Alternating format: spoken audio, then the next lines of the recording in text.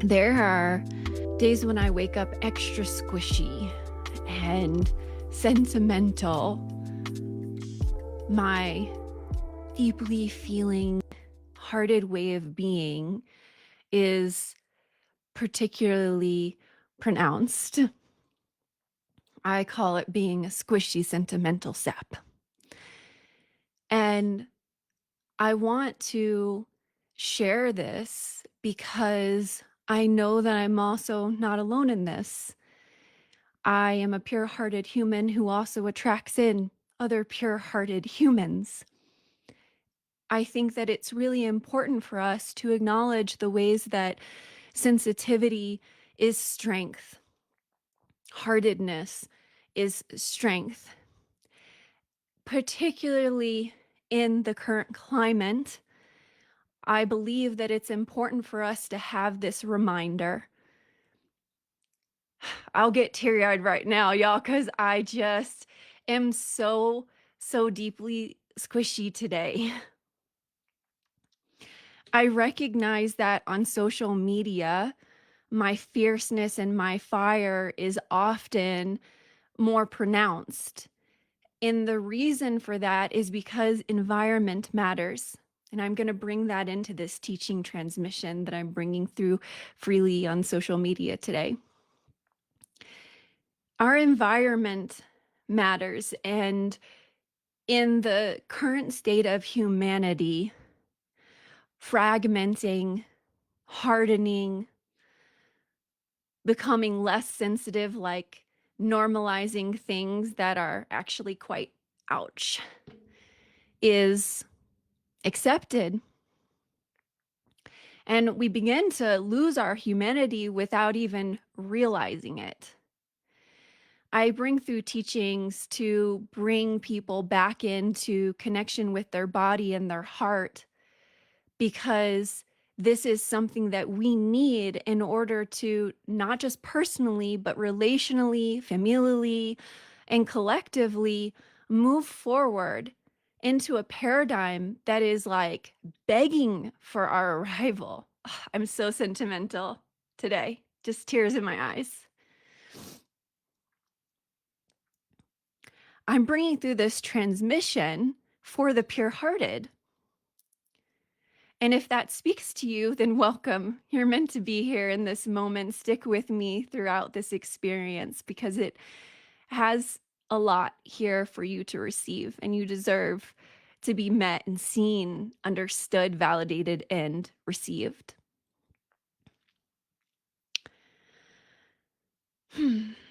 When we are pure hearted, there's an innate goodness that rests at our core that's unrelenting. It's like not even deep forms of trauma can separate us from the goodness that lives within us, the purity and the heartedness that roots us. That experience doesn't happen for everyone. Like there are some people who experience trauma and they go out and they hurt people. And there are other people who experience trauma and their innate goodness, the purity that rests at their center, actually informs their process of healing. Like they take responsibility and accountability even for the things that they didn't do, as in the things that other people might have created to be harm unto them. And they don't go into the world and perpetuate more harm. Instead, they drop deeper into healing. Because if that type of person were to go out into the world and hurt other people, their innate way of being, like connected to their heart, the heart has a unified frequency. They would feel the harm that they create onto others, and they wouldn't be able to live with themselves. Those are my people. That is how I operate, and those are the people that are attracted to me and my work. As I was saying before, typically my fire is forward facing on social media because environment matters. And social media, I often say, is like a fire hose to the face. Like it's pretty extreme out there because so social media is also housing dysfunctional humans that haven't actually arrived into a higher octave new paradigm way of being. And so there are a lot of people who are bullies and they're not hearted and um they don't understand boundaries and they don't honor sensitivity, they don't honor sovereignty, and I could go on and on and on and on and on.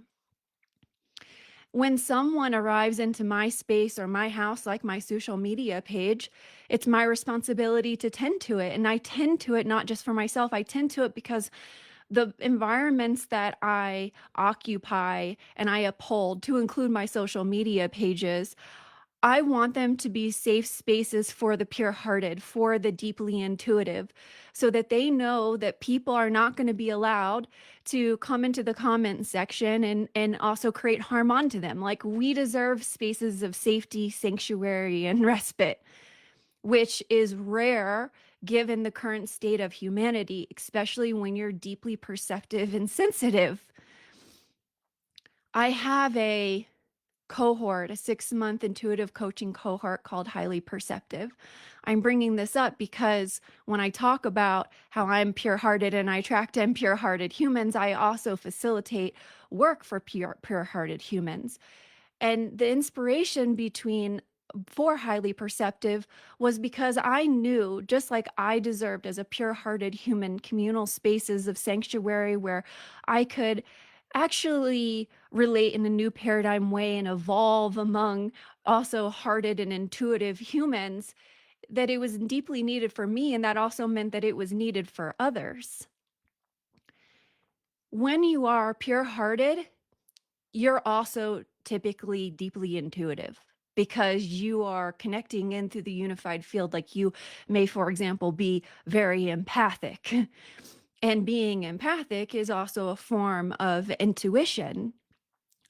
When we are pure-hearted and intuitive humans, we tend to have kind of common things that arise in our life. Like, that type is typically a scapegoat in their family system, also sometimes in friends groups and group spaces like communities. They also are the alchemist, right? They're the alchemist. They're the one that actually is meant to alchemize shadow into soul and to lead people into a new paradigm. Your deeply hearted nature also enhances your perceptivity, where you see, feel, and know more. And you see, feel, and know, for example, shadow patterns in a way that a lot of other people don't.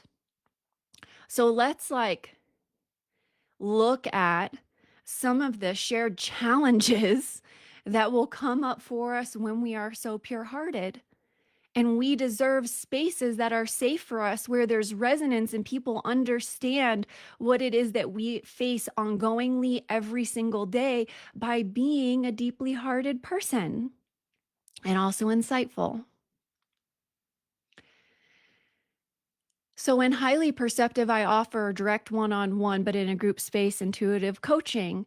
And what happens is that group themes emerge from the one-on-one time. Like, I will be intuitively and deeply attuned to the human in front of me, and they're sharing their experiences, but their experiences overlap with other people in the space because we are all intuitive, highly perceptive, pure-hearted humans. When you are so deeply feeling and seeing and sensing, given the current state of humanity, there's a lot that will hurt. Like, it'll not break your heart because you keep your heart intact, but it'll impact your heart. It's enough to definitely bring you to tears on a regular basis if you're willing to face the devastation of the current state of reality that humanity has been choosing. Like, a deeply hearted human wants connection with other humans. But what happens when you want connection with other humans and they're operating through patriarchal imprints and dysfunctional ways of relating, where their shadow, unconscious, and subconscious material is more forward facing? Like, those things are brought into relationships. And if you're the one who can sense and feel, you're the one who is actually going to be more aware of what is in the relational field than others are. And all of a sudden, you're placed in the role of essentially leading and teaching and attempting to help everyone navigate through what is arising in the field, but it requires the other person to also be willing for awareness and accountability that will meet you. And if they're not willing to meet you, unless you self-betray, the relationship has ended. There's no way of moving forward. Of course, you're going to grieve these experiences. You might even, it brings me to tears because I can feel it in the Pure Hearted Collective.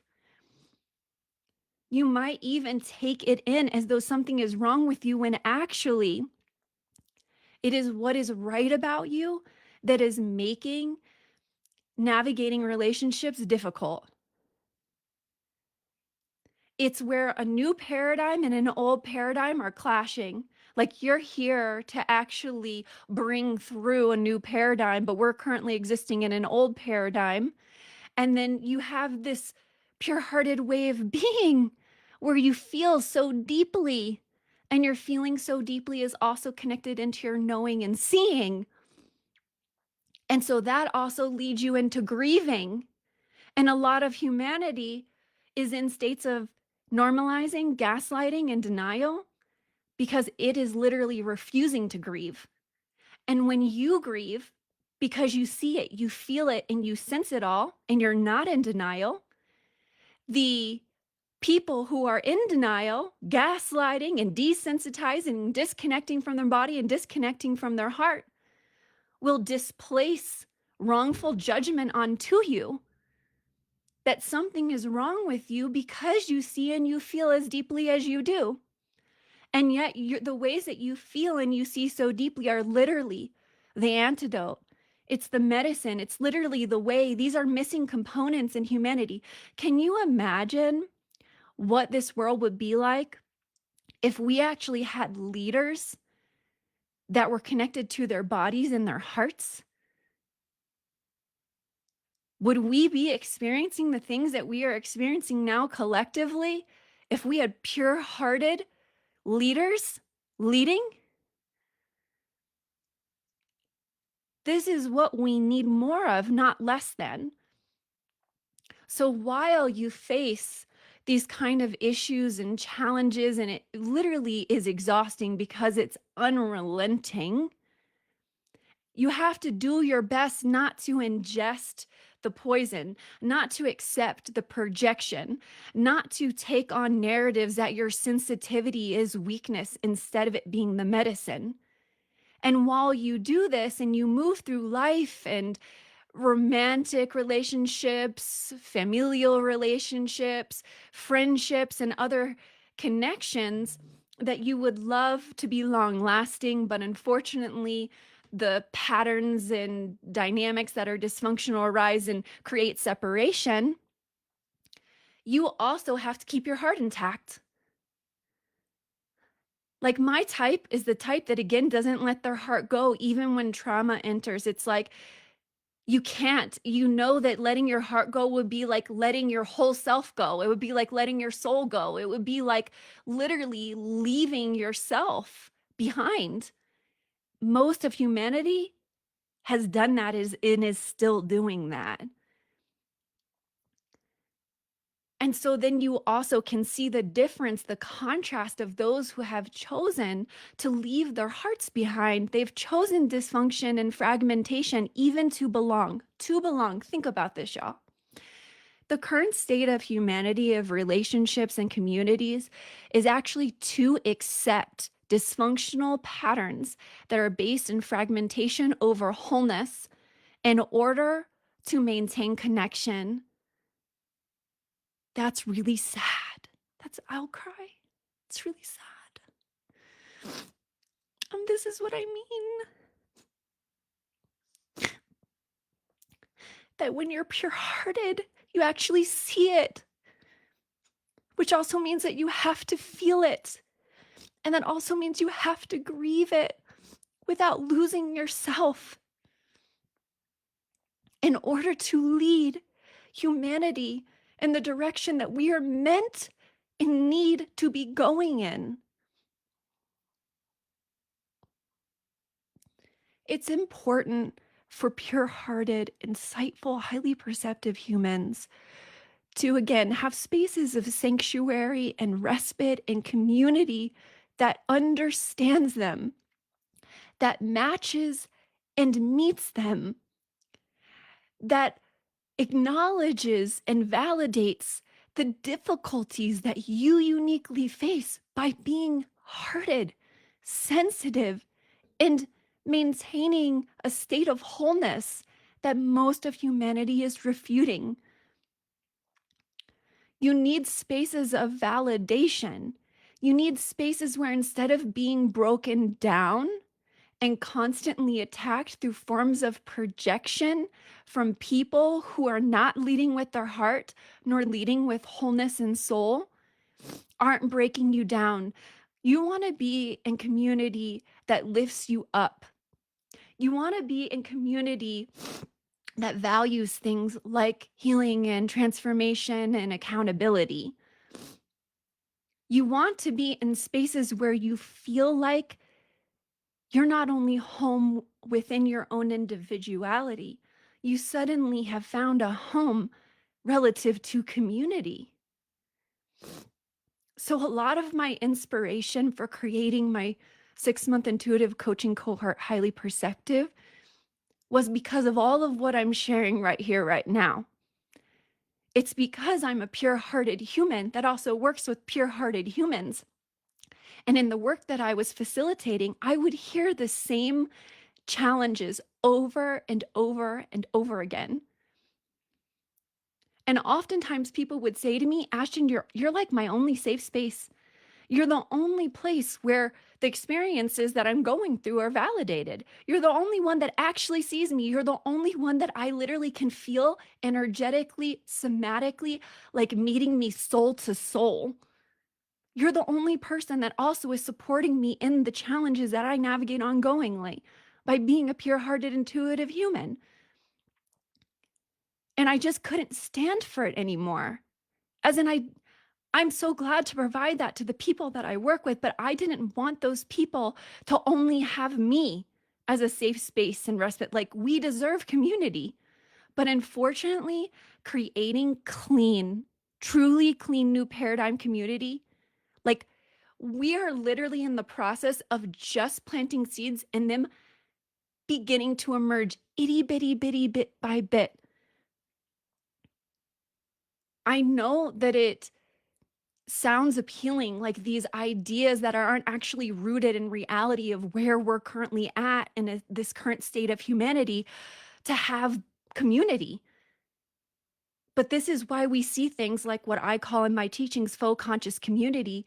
These communities call themselves conscious, and yet they're operating dysfunctional ways of relating, like codependent dynamics, belonging through personas and states of fragmentation, witch hunting, like the person who is actually upstanding, the person who is truly committed to wholeness, when they enter those communities, they become hunted. I have a process in another community that I have. It's called the Integrative Evolutionary, and there's a gatekeeping process. And I have an application and interview. One of my questions that I ask about, like, what have your experiences been inside of other transformational group containers? Part of the reason why I ask that question is because of exactly what I just said. It's because of what I have directly experienced on multiple occasions when I have pursued to be within communities, because I'm the real and true and embodied thing and way. I have become hunted like by wolves. Typically, the facilitator in the community, they would want to befriend me because they recognized how wise I am. Also, to thieve off of my wisdom and feed off of my womb. And then they would turn on me because they didn't want someone in the room that was that wise. This is false power dynamics. Again, this is shadow material. These are things that break community just completely down. We do deserve community. Yes. I'm so glad you're here, Isabella.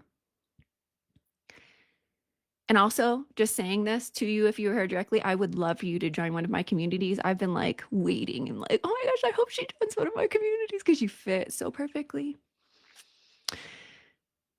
So it's like the teacher would want to befriend me, then they flip it on me because of false power, and then they want the other people in the community to start to wolf hunt me, like group hunt me. And I'm like, this is horrible. I'm literally the antidote. Like, why? Why? This means this is not a new paradigm community. This means that this is a community that you are calling conscious, but the embodiment of the things that are necessitated for actual new paradigm community, you don't even lead yourself. And if you're the one holding the container, then this whole container is broken. So when I ask that question to the people who step into my spaces like TIE, typically that same pattern I hear from them. I've been in tears on calls with people, even when I do the interview for the application in TIE, where someone has expressed that this is what has happened to them. Because I know that pain, I know that ache, and I know that experience so well. And I am so glad that instead of just going, you know what, community doesn't work, I'm never going to try again, they showed up. Like they submitted an application into the community that I hold to give it another try. And that now I know confidently, I know that they have actually finally found the thing that they've been seeking.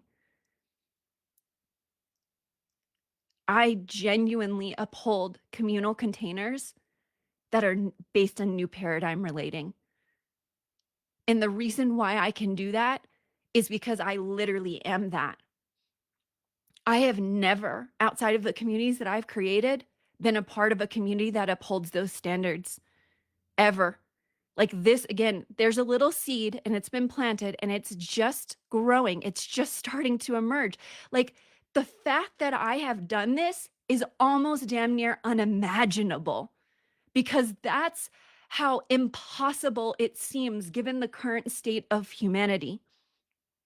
But I know that there are people out there that are like me, similar to me, and crave this type of community. And if I didn't create it, I was like, who's going to create it? I wanted myself to receive that, and I wanted other people to also receive that who deeply deserve that. And those people are pure hearted, intuitive humans who are deeply committed and devotional, that are mission driven, that want to co commune, heal, transform, and truly anchor a new paradigm, a new earth. Those are my people. I wanted you all to feel this with me today because, again, as I'm saying for I think the third time, on my social media forward facing, you'll meet a lot of my fire because the environment is harsh. This is what I mean. You step into my highly perceptive coaching cohort. It's 6 months. The current one is active. The next one will be in March. Or TIE, the Integrative Evolutionary, which is a monthly membership group, and you'll feel the sanctuary. You'll get to meet more of my heart and my love because the environment allows for it. It facilitates that. It is a truly safe space for all, to include myself.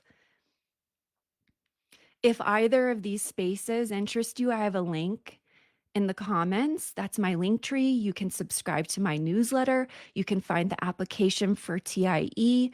Also, highly perceptive. I keep it as a very deep, intimate space. For us highly sensitive humans, we tend to like smaller groups. And I also wanted to make sure that each person had individual time for direct intuitive coaching. And so there are limited seats. There's only 10 seats. Like it's very likely that those seats go. And so I do encourage you to explore particularly highly perceptive and reserve your spot now because of the limited only 10 seats. Like if you're really resonating, you're like feeling it in the field, follow your feeling sensation, follow the wisdom of your intuition, your heart, and your body. And if highly perceptive calls to you, I invite you to reserve your spot now. I hope that this transmission has been supportive too. It's met you exactly where you are as a unique, purely hearted, intuitive human that you are. And if you know other people who also are made of this makeup, please, please, please, sharing is caring. Support my mission and my work. Get out my voice so that those who are matched for this find their place of communal resonance. So share this video, share my name. As always, so much love to each and every one of you. If you have any questions about any of my offerings at all, so feel free to direct message me. So much love.